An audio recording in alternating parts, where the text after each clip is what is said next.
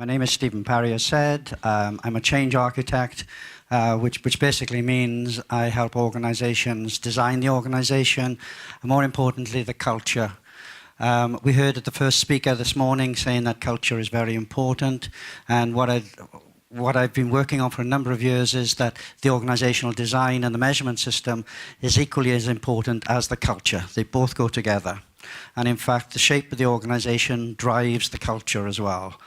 So there's a lot of advantage to be gained for designing organizations for agile, or I like to call them adaptive people. In this presentation, I'm going to be taking a humorous look at some of the problems organizations have when they start going agile right across the business and then want the business to be agile to the outside world. And there are some very common mistakes in that transition from agile as teams to agile to business. And I want to use the metaphor of a chameleon to give us some ideas for those managers who really want to drive this. And there are some tips in here if you want to take agile up to the business level and differentiate in the marketplace. I'll also talk a little bit about the dynamics of an adaptive business to give you an idea, a very quick idea. And I'm going to talk about purpose. Purpose is very, very important, and I'm going to talk about a purpose that was put together by a very large organization that was going lean, agile, Kanban. It had a whole mix of things in there. And how they started to get everybody on purpose with this purpose. So I'll get straight into it. Okay, I'm going to do some statistics right away. These statistics are coming from the Business Agility Institute.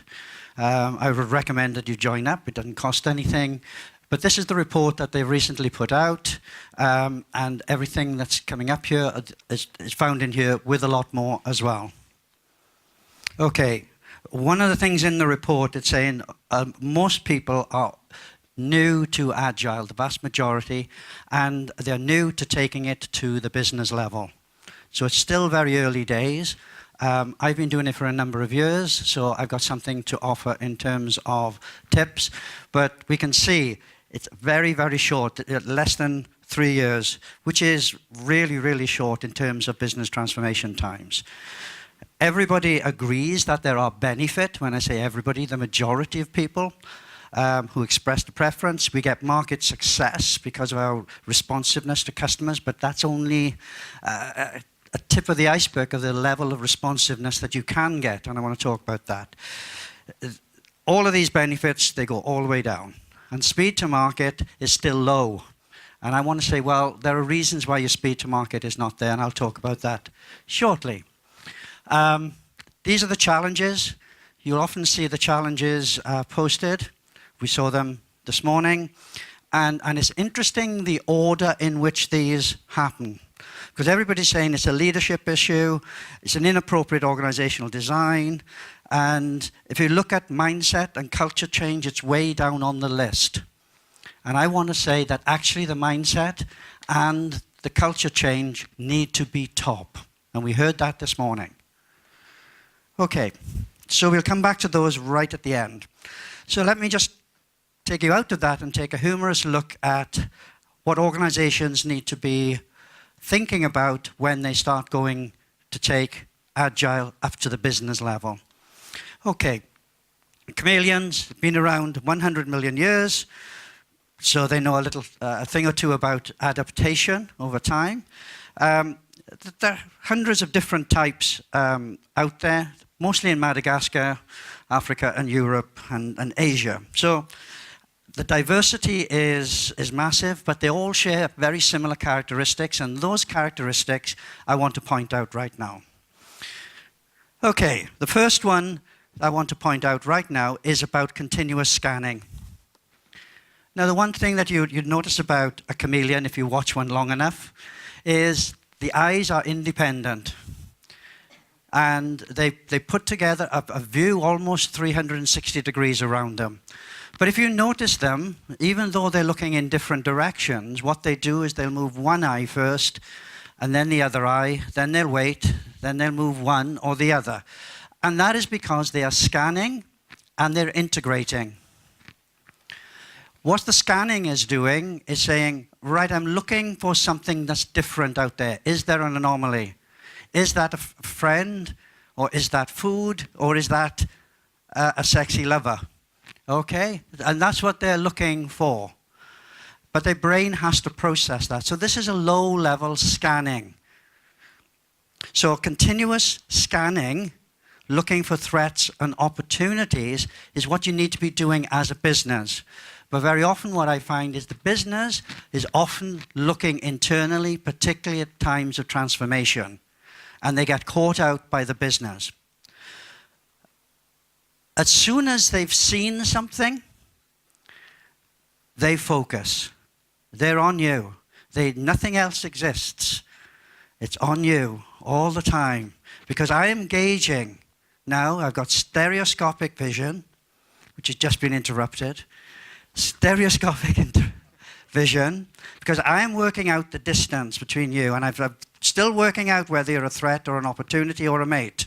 Okay, and I've got to make that calculation pretty quick, because there could be some, misunderstanding, shall we say. So once you have that focus and you've determined, yes, that's the opportunity, I need to go for that. Now think about the business. There's an opportunity you want to go for. And actually you're thinking, well, let's go for it. Let's get the minimum viable product out and rush towards this. But the word of caution. What you need to do when there are new opportunities and you're going through a transformation is you need to keep a balance. And what is that balance? The tail here is a very heavy tail, and it helps the chameleon keep balance in very precarious branches on the tree.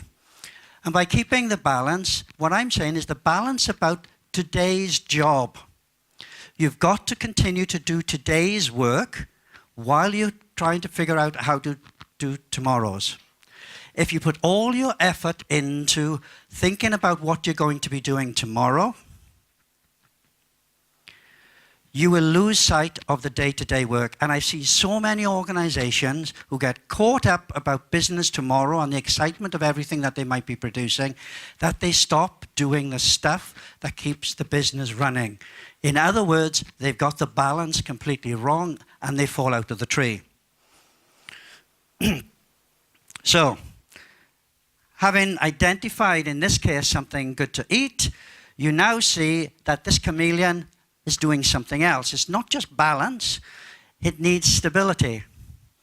So you need to stabilize yourself. So if you are going to go for that opportunity out there, you need to make sure the business is stable, that if you put an effort in, it's not going to fall down behind you.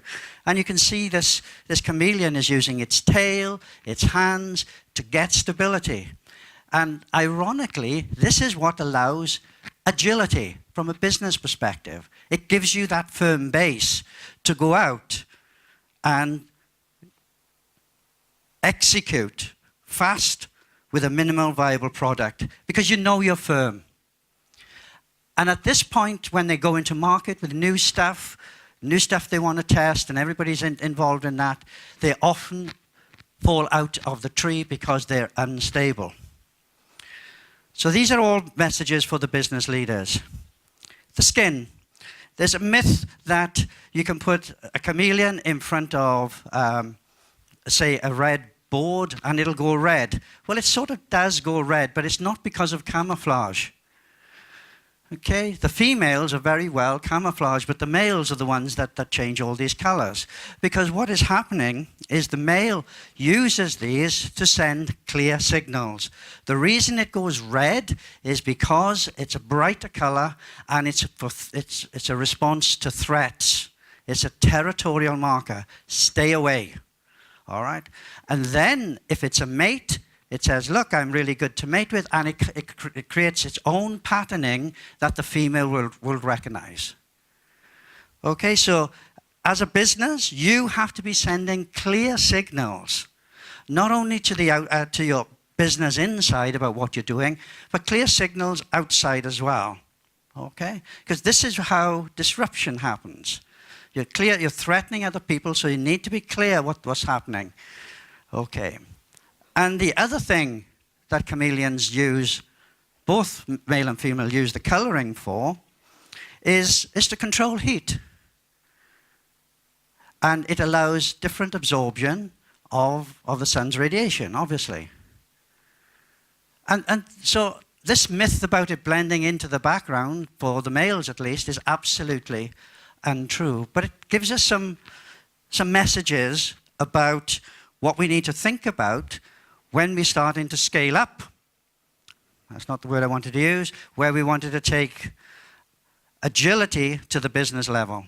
Okay, I got a very short video that somebody who saw this presentation sent me. So make sure this goes, hang on. What you would see in this is a chameleon. It's on a barbed wire fence, and it had lost its tail. And it saw some prey up above, and it knows it's out of distance. And it goes through a whole set of strategies to make sure it is stable before it strikes. And that brings all the things.